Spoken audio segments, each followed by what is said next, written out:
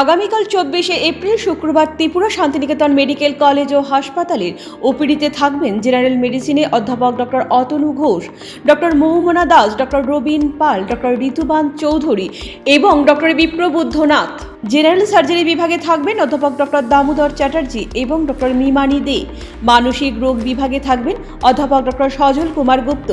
শিশু বিভাগে থাকবেন অধ্যাপক doctor Tapas Ghosh, doctor Amitabh Chakraborty, doctor Swapna Sinha এবং ডক্টর নীলাঞ্জন মজুমদার।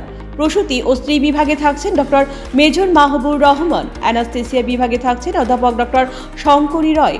ইএনটি বিভাগে থাকছেন অধ্যাপক ডক্টর প্রাণগোপাল দত্ত এবং ডক্টর প্রিয়ব্রত সিনহা। চক্ষু বিভাগে থাকছেন ডক্টর প্রণবেন্দু বর্মন, ডক্টর পালচন্দ্র মগ এবং doctor Tusi Molsom.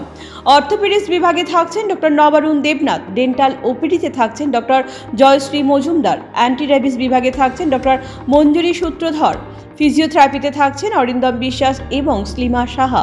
Santiniketan medical college ও হাসপাতালে ওপিডির পাশাপাশি আইপিডি বিভাগও চালু রয়েছে। আইপিডি বিভাগে আয়ুষ্মান ভারত পরিষেবার সুযোগও উপলব্ধি রয়েছে। জেনারেল মেডিসিন, জেনারেল সার্জারি ও চোখের চিকিৎসা, এই তিনটি বিভাগে আয়ুষ্মান কার্ডে স্বাস্থ্য পরিষেবা দেওয়া হচ্ছে। আপনার স্বাস্থ্য আমাদের দায়িত্ব।